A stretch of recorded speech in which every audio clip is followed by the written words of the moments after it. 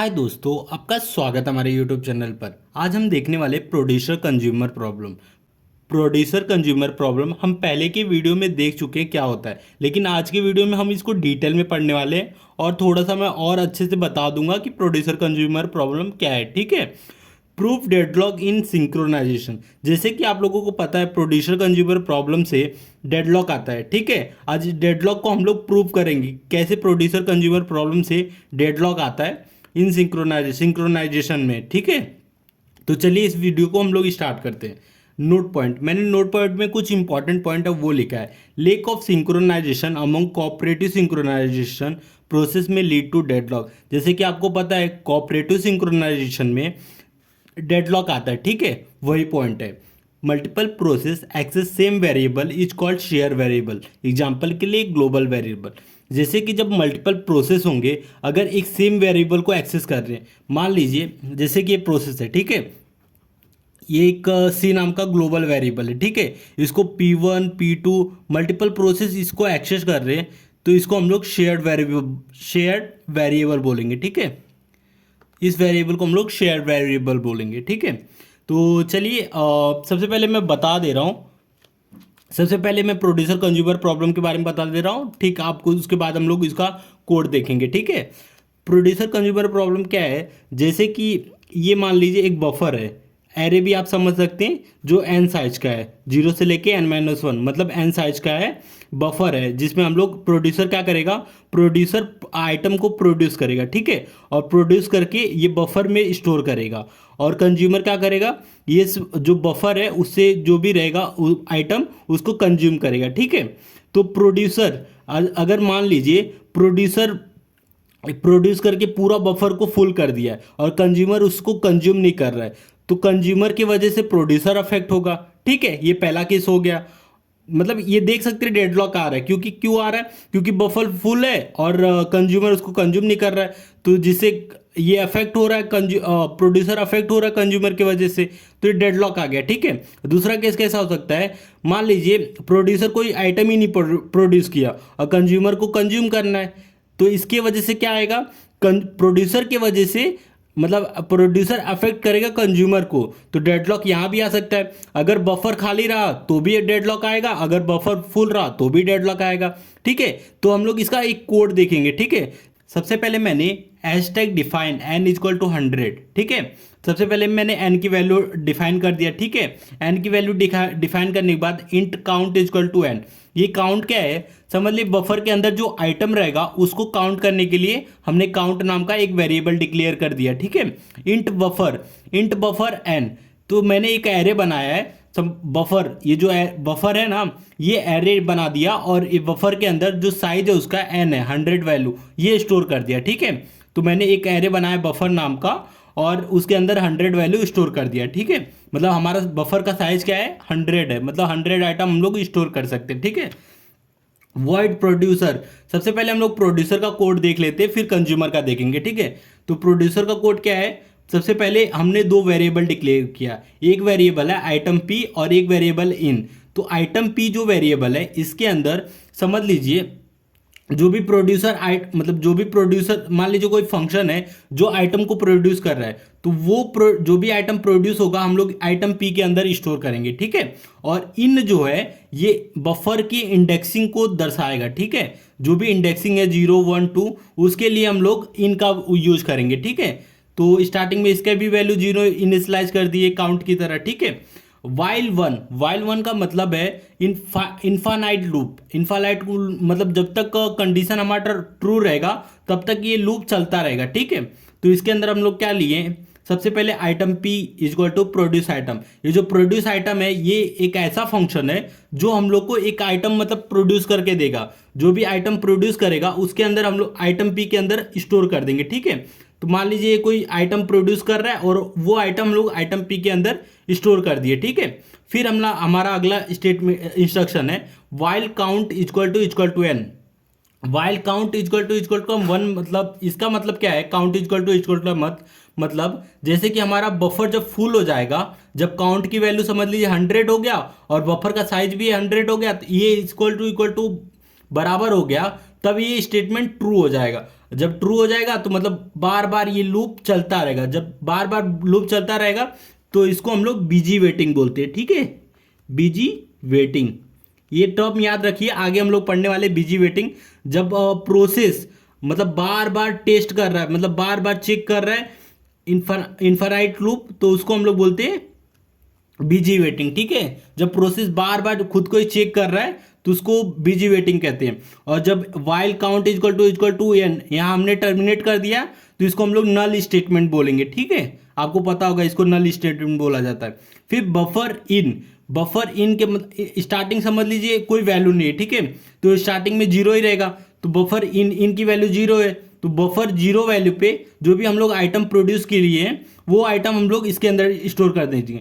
मान लीजिए प्रोड्यूसर हमारा एक आइटम प्रोड्यूस किया, ठीक है, 1, तो ये 1 आइटम ये क्या करेगा, समझ लीजिए बीजी count equal to N, starting में काउंट की वैल्यू जीरो है, जीरो इक्वल टू 100, मतलब ये टेस्ट फॉल हो गया। अब ये देख सकते हैं ये स्टेटमेंट फॉल्स हो गया, तो ये स्टेटमेंट फॉल्स हो जाएगा तो हमारा अगला स्टेटमेंट चलेगा बफर इन, मतलब बफर जीरो इंडेक्सिंग पे आइटम पी को डाल देंगे, मतलब समझ लीजिए 1 डाल दिए, ठीक है। फिर हमारा क्या होगा, indexing in equal to in plus 1 modulus n. Modulus n क्यों लगाया हूँ कि जैसे कि हमारा 100 के बाद नहीं है कोई नंबर, तो मॉडुलस एन लगाने पे वो नंबर फिर से वापस से सर्कुलर क्यू मतलब वापस से घूमने लगता है, तो इसके लिए मॉडुलस एन हम लोग लगाते हैं, ठीक है। फिर count equal to count plus 1, जो भी काउंट की वैल्यू रहेगी, समझ लीजिए काउंट की वैल्यू पहले जीरो थी, ठीक है, अब एक इंडेक्स डालने पे इसकी वैल्यू 1 हो गई, ठीक है। इनकी वैल्यू क्या हो गया, इनकी वैल्यू भी बढ़ गया, तो मतलब 1 हो गया, ठीक है, पहले जीरो था अब 1 हो गया। और हमारा बफर और काउंट की वैल्यू क्या हो गया, काउंट की भी वैल्यू 1 हो गया, ठीक है, काउंट की वैल्यू भी 1 हो गया और इनकी वैल्यू भी 1 हो गया, तो हम दूसरा आइटम प्रोड्यूस करते हैं, ठीक है। मान लीजिए कोई प्रोड्यूसर है, आइटम प्रोड्यूस किया 3 नंबर, ठीक है, तो ये 3 आइटम पी के अंदर स्टोर हो गया, ठीक है। अब count equal to n, count की वैल्यू क्या है 1 है, और इक्वल टू 100, तो मतलब ये स्टेटमेंट फॉल्स हो गया, तो हमारा अगले स्टेटमेंट पे आएगा, ठीक है। बफर इन की वैल्यू क्या है 1 है, ठीक है, बफर 1 के अंदर आइटम क्या अब जो भी वैल्यू है उसके अंदर डाल देंगे, आइटम की वैल्यू 3 है, तो 3 का जो भी 3 जो हमारा डेटा है वो आइटम बफर 3 के बफर 1 के अंदर डाल देंगे, ठीक है। इनकी वैल्यू क्या है 1 है, तो 1 है तो बफर 1 के अंदर हम लोग आइटम 3 डाल देंगे, ठीक है, ये डाल दिए।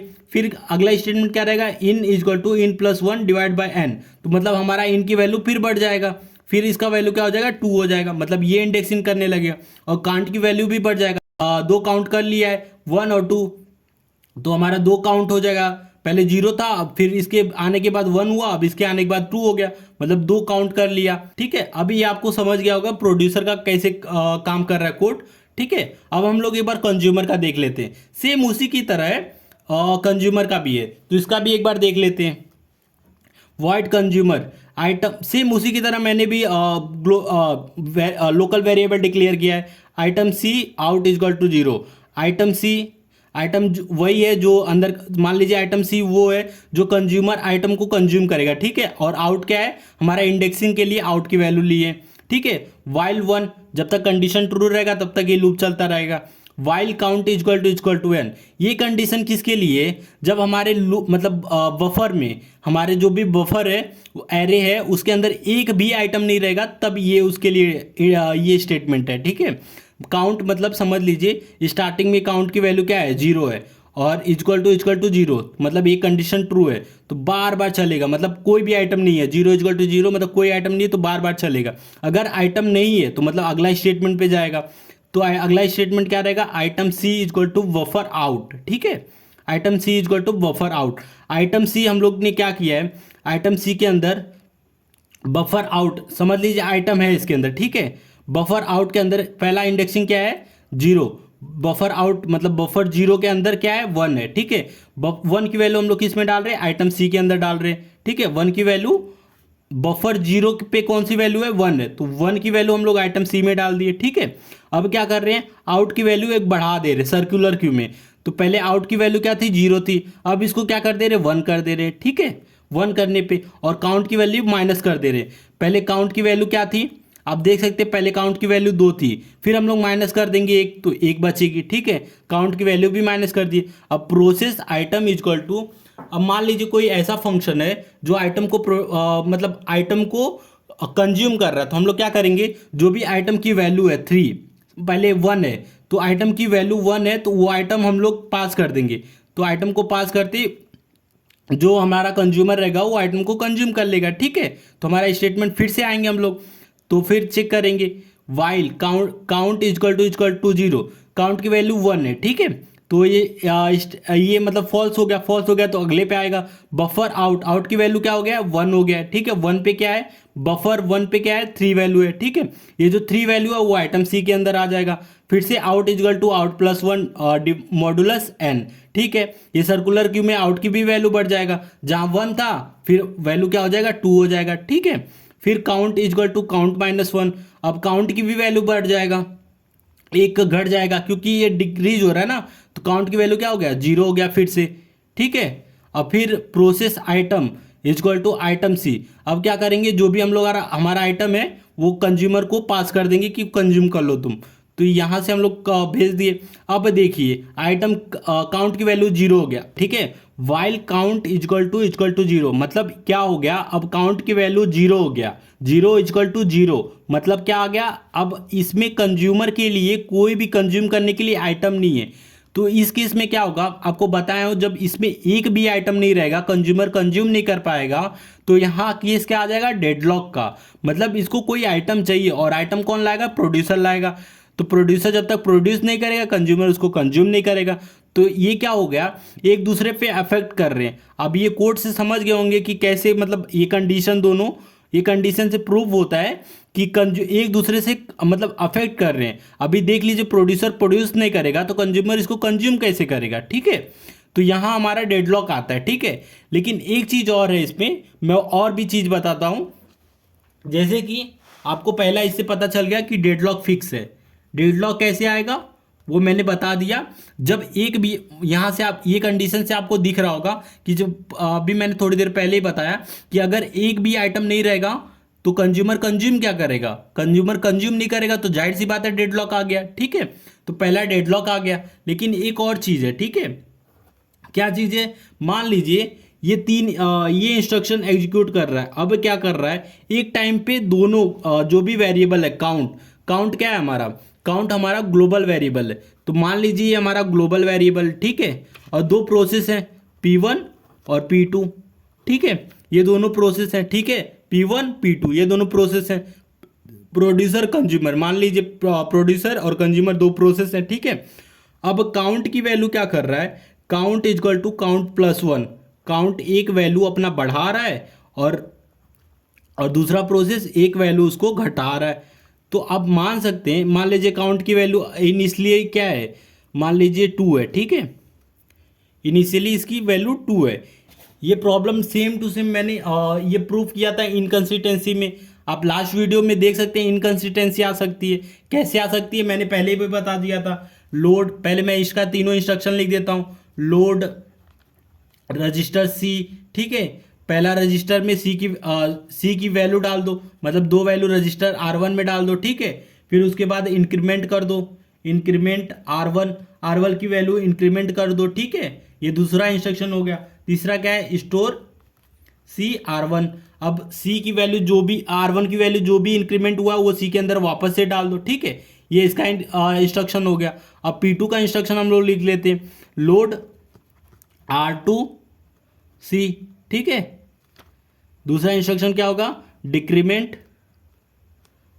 R2, ठीक है। और तीसरा क्या होगा, स्टोर सी R2, ठीक है। ये तीन इंस्ट्रक्शन इसके, तीन इंस्ट्रक्शन इसके। अब एक चीज देखिए, मान लीजिए एट टाइम टी, जैसे कि हम लोग लास्ट एग्जांपल में लिए थे, एट टाइम टी पे मान लीजिए प्रोड्यूसर, ये प्रोड्यूसर का क्वेश्चन है, ठीक है, जहां count equal to count plus 1 और कंज्यूमर का क्या है, count equal to count minus 1। मान लीजिए एक ही टाइम पे दोनों लोग कंपीट कर रहे हैं, मतलब दोनों ग्लोबल वेरिएबल को एक्सेस कर रहे हैं। तो उस टाइम पे क्या होगा, मान लीजिए ये दोनों ये पहले दो इंस्ट्रक्शन चला, ठीक है। एट टाइम T1 पे पहला P1 का फर्स्ट इंस्ट्रक्शन चला, पहला इंस्ट्रक्शन चला। पहला इंस्ट्रक्शन क्या है, मान लीजिए ये रजिस्टर R1 है, ठीक है, रजिस्टर R1 है, ठीक है, ये रजिस्टर R1 में C की वैल्यू डाल दिया 2, ठीक है, 2 वैल्यू डालने पे फिर क्या दूसरा इंस्ट्रक्शन इंक्रीमेंट कर रहा है, ठीक है, 3 इंक्रीमेंट कर लिया।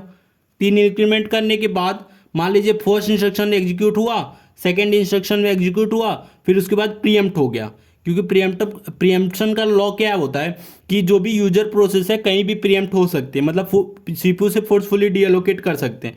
तो ये एग्जीक्यूट होने के बाद ही हमारा प्रीएम्प्ट हो गया, ठीक है, हमारा थर्ड इंस्ट्रक्शन एग्जीक्यूट नहीं हुआ, तो यहीं तक रुक जाएगा। एट टाइम T2 पे मान लीजिए P2 प्रोसेस का फर्स्ट इंस्ट्रक्शन एग्जीक्यूट हुआ। फर्स्ट इंस्ट्रक्शन क्या है, लोड R2C, C की वैल्यू जो भी है R2 में स्टोर करो, C की वैल्यू क्या है 2 है, ठीक है, R2 में स्टोर कर दिया। अब क्या बोल रहा है, डिक्रीमेंट करो R2 को। मान लीजिए पहला इंस्ट्रक्शन एग्जीक्यूट हुआ, अब 2 दूसरा भी एग्जीक्यूट हुआ, तो इसको डिक्रीमेंट कर देंगे 1 वैल्यू, ठीक है, 1 आ गया।